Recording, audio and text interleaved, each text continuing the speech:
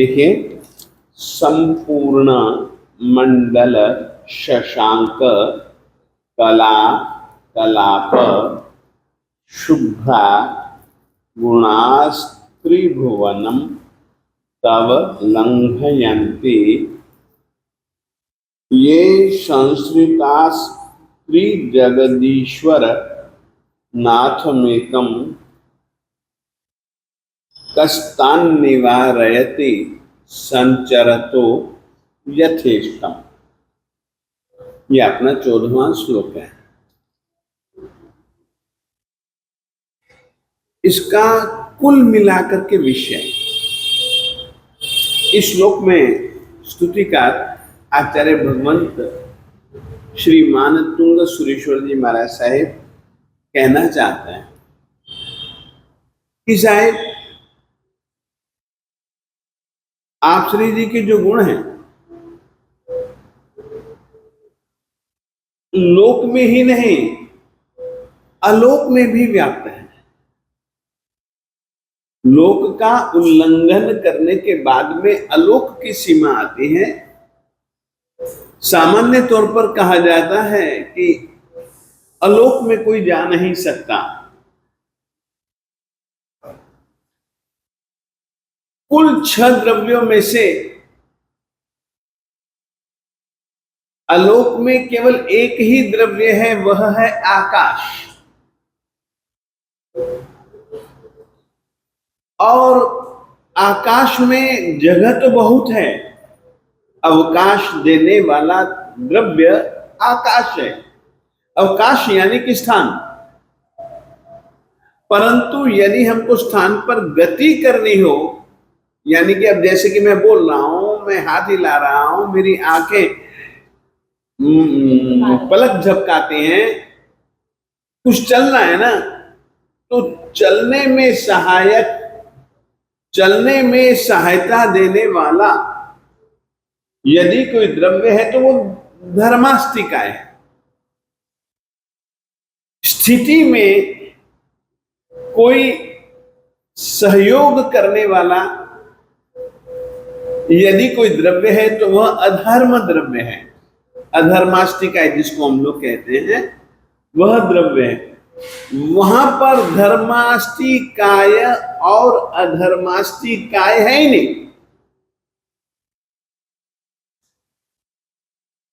वहां पर ऐसी कोई व्यवस्था नहीं है जो कि अभी 6:35 हुए, ये वहां पर बतलाने वाला कोई द्रव्य है ही नहीं। समय की वहां पर कोई व्यवस्था ही नहीं।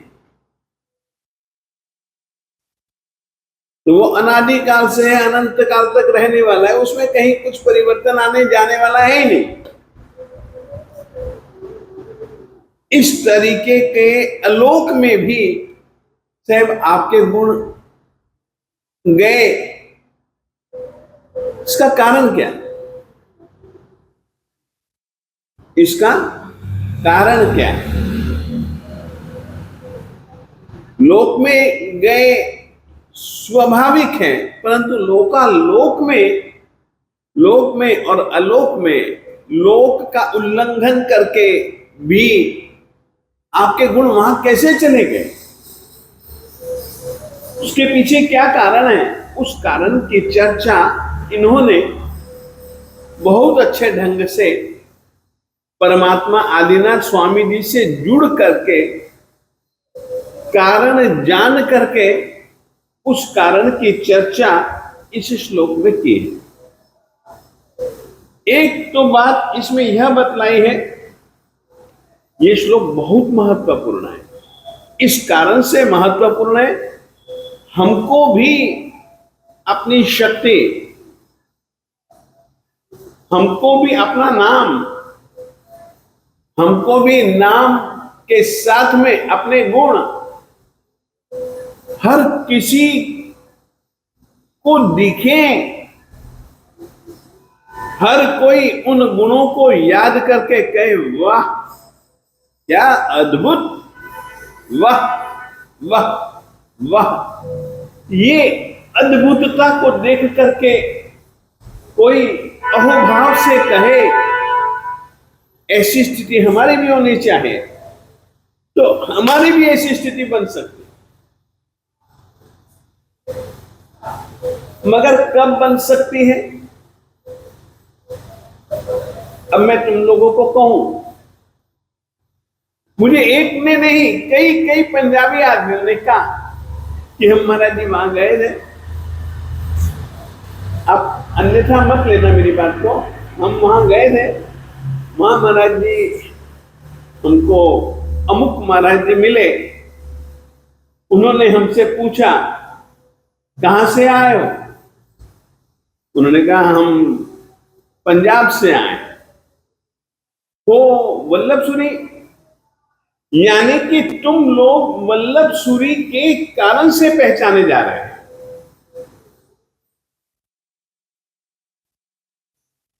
क्यों? क्योंकि वल्लभ सूरी के साथ में तुम जुड़े हुए, पंजाब जुड़ा हुआ है। इस कारण से महात्मा लोग कहते हैं वल्लभ सूरी को जानते हैं, तुम लोगों को नहीं जानते। वो जानते हैं कि वल्लभ सूरी यानी पंजाब केसरी, और ये पंजाब आदमी, पंजाबी आदमी, तो यानी कि वल्लभ सूरी से जुड़ा हुआ हो तो वल्लभ सूरी। हाँ, आप लोग कहते हो हाँ, यहां पर कुछ ऐसी ही बात है। अब इसका अर्थ मैं समझाता हूं। देखिए, आसमान में कभी देखो रात के समय, कृष्ण पक्ष में देखो, शुक्ल पक्ष में देखो, तो चंद्रमा की हालत अलग अलग तरीके की होती है। कृष्ण पक्ष में देखोगे तो चंद्रमा की कलाएं कम होती जा रही है, शुक्ल पक्ष में देखोगे तो चंद्रमा की कलाएं बढ़ती हैं, परंतु यहां पर उस चंद्रमा की बात नहीं कही है चंद्रमा की बात, परंतु संपूर्ण मंडल, इसका नाम है मंडल।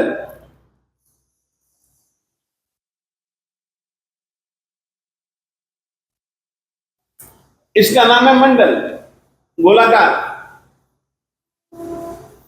चंद्रमा का मंडल ऐसा कैसे बनता है? तो यहां पर वो कहते हैं, उसका कारण बतलाते हैं।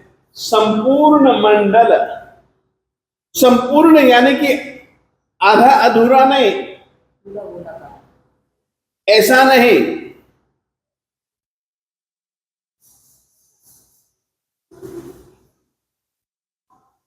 ऐसा नहीं, संपूर्ण, पूरा, पूरे मंडल वाले, यानी कि पूर्णिमा के चंद्रमा की आप कल्पना कीजिए। संपूर्ण मंडल यानी कि सभी की सभी कलाएं जिसमें जुड़ चुकी हैं। संपूर्ण मंडल शशांक, संपूर्ण मंडल वाले चंद्रमा की, शशांक कहते हैं चंद्रमा, संपूर्ण मंडल यानी कि पूर्णिमा के चंद्रमा की कला। क्या होता है कि चंद्रमा में जो हम कहते हैं कि एक एक कला जुड़ती है, 16 कलाएं होती हैं। संपूर्ण मंडल वाले चंद्रमा की कलाओं का कलाप, कलाप कहते समूह को,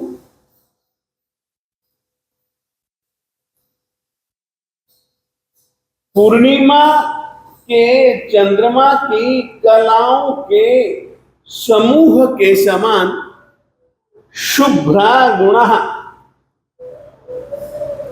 बहुत उजले गुण, शुभ्रा यानी उजले गुण, त्रिभुवनम तव लंघयंती। हे आदिनाथ स्वामी दादा, तेरे जो गुण है, त्रिभुवनम लंघयंती, 3 लोक तो हैं ही, ऊर्ध्वलोक, मध्यलोक और अधोलोक। तीन लोक हैं, वे तीनों लोकों का लंघयंती उल्लंघन कर जाते हैं। अच्छे ढंग से बैठ जाना चाहिए। पूर्णिमा संपूर्ण मंडल शशांक पूर्णिमा के चंद्रमा की कलाओं के समूह के समान शुभ्रा उज्जवल गुण गुणः किसके? तब आदिना स्वामी दादा तुम्हारे जो गुण है त्रिभुवनम तीनों भुवनों का लंघयंती लंघन कर जाते हैं, उल्लंघन कर जाते हैं। क्यों? इसके पीछे क्या कारण है? कारण केवल इतना है, ये जो कोई भी ये जिन्होंने त्रिजगदीश्वर नाथम एकम संश्रितः तीन जगत के ईश्वर तीन जगत के नाथ एकमात्र तीन जगत में यदि ईश्वर कोई है, नाथ अगर कोई है, उसका संश्रितः आश्रय लिए हुओं को कष्टान निवारयति संचरतो यथेष्टम, यदि उसका आश्रय ले लिया तो उसको यथेष्टम अपनी इच्छा के अनुसार संचरतः वो जी चाहे वहां पर घूम सकता है। क्योंकि तीन जगत का जो नाथ है, तीन जगत का जो ईश्वर है, उसका उसने आसरा ले रखा है, उसका उसने आसरा ले रखा है। तो जिन्होंने आसरा ले लिया तो उन गुणों को यथेष्टम अपनी इच्छा के अनुसार संचरतः घूम रहे, तान उन गुणों को कह निवारयति, कौन सा ऐसा आदमी होगा जो उनको रोकता है? जो रोक सकेगा? कोई नहीं रोक सकता। तो परमात्मा का, आदिनाथ स्वामी जी का, तीर्थंकर भगवंतों का आसरा लेने वाला व्यक्ति कहीं पर भी जावन आवन कर सकता है, परंतु इनका आसरा लेना पड़ता है, इनसे जुड़ना पड़ता है। अच्छे ढंग से बैठ गया कि एक बार वापिस समझाऊं?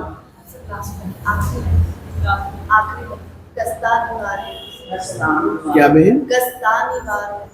कहा कौन सा व्यक्ति तान भगवान यानी कि तीन जगत के नाथ का आश्रय लिए हुए तान उन व्यक्तियों को, उन गुणों को यथेष्टम अपनी इच्छा के अनुसार, किसी का प्रतिबंध नहीं, उसको किसी की विवशता नहीं है, उसको कोई भी नहीं रोक सकता है, क्योंकि उसका मालिक तीन जगत का नाथ है। तो गुणों को कौन रोकेगा? आलोक में भी जाते हुए गुणों को कौन रोकेगा? कोई नहीं रोक सकता। अब देखिए एक बात कहूं, बिल्कुल अलग दृष्टि से समझा रहा हूं। परमात्मा का ज्ञान गुण बिल्कुल अलग ढंग से समझा रहा हूं आपको। इन्हीं शब्दों में जो जो चीजें छुपी हैं वो चीजें मैं आपको बता रहा हूं। परमात्मा अनंत ज्ञान का धनी है और उस ज्ञान के माध्यम से हमारे परमात्मा आदिनाथ स्वामी जी कहो, अजितनाथ, संभवनाथ, अभिनंदन, सुमति, पद्मप्रभ, सुपार्श्व, चंद्रप्रभ, सुविधि, शीतल, श्रेयांश, वासुपूज्य, विमल, अनंत, धर्म, शांति, कुंथु, अर, मल्ली, मुनिसुगत, नमी, नेमी, पार्श्व और वर्धमान,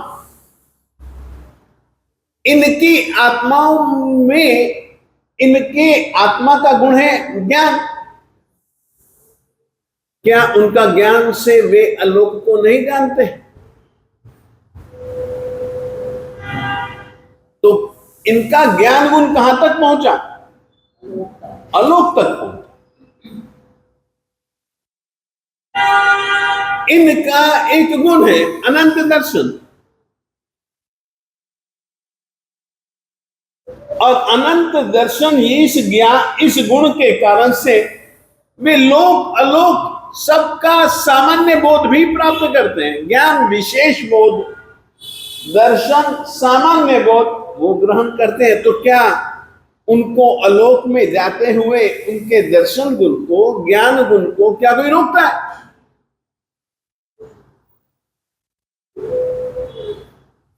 समझे इसका अर्थ? अच्छे ढंग से स्पष्ट हो जाना चाहिए आप लोगों को। कोई पूछ सकता है आपसे, लोक में तो चलो व्याप्त होते हैं, माना, आलोक में भी जीव होते हैं? कुछ नहीं, आलोक में तो कुछ भी नहीं होता आकाश के सिवाय, कुछ नहीं। वहां कोई भी गतिशील या स्थितिशील कुछ भी नहीं हो सकता, खाली आकाश। तो परमात्मा का ज्ञान गुण नहीं है ज्ञान,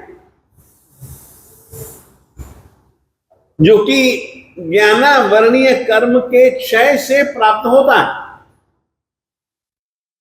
क्या परमात्मा का दर्शन गुण नहीं है? उनकी आत्मा का गुण है, जो कि दर्शनावरणीय कर्म के मूल सहित क्षय से प्राप्त हुआ है उनको, और वो दर्शन गुण से आलोक को भी जानते हैं।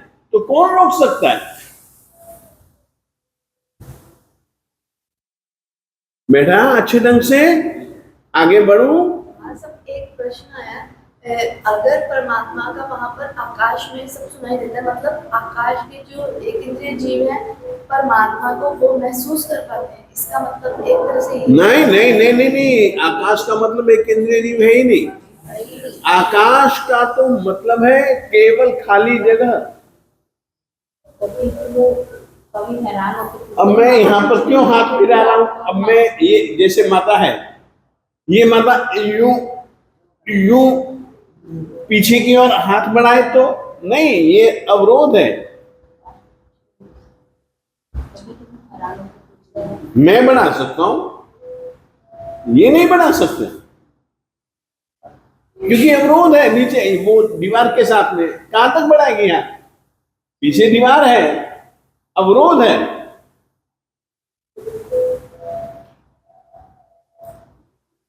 तो संपूर्ण मंडल, पूर्ण चंद्रमा की कलाओं के समूह के समान उज्जवल गुण तीन भुवनों का भी अतिक्रमण कर जाते हैं। तब तेरे गुण अपने नहीं, अपना जो ज्ञान है, अपना जो दर्शन है, वो लोक तक सीमित रह सकता है। हम अपने ज्ञान से आलोक को नहीं देख सकते।